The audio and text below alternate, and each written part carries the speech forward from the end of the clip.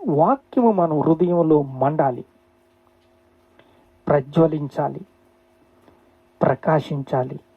అది దీనులకి మాత్రమే ముద్రించబడుతుంది. వాక్యము రెండించుల గల ఖడ్గము.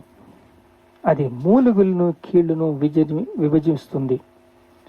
మనస్సాక్షిని శుద్ధి చేస్తుంది, పవిత్రపరుస్తుంది.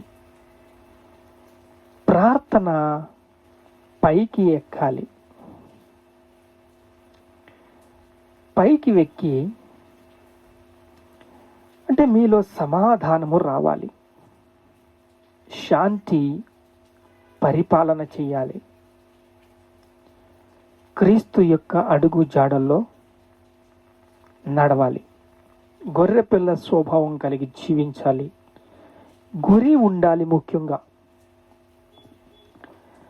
చూడండి, ఆదికాండం 9వ అధ్యాయము 49వ అధ్యాయము 8వ వచనము.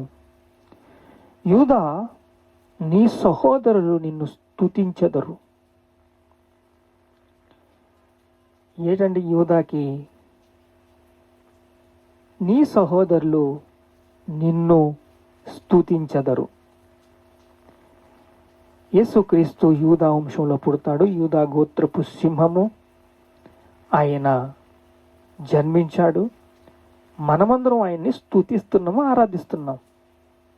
ఇది వాగ్దానము నెరవేరింది. నీ చెయ్య శత్రువుల మెడ మీద ఉండును. యూదా కొదమ సింహము.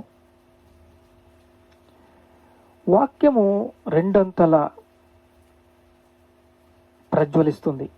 కృప పంచిపెట్టాలి. యేసు సిలువలో రక్తము కార్చి మనల్ని పవిత్రపరిచి కృప ద్వారాగా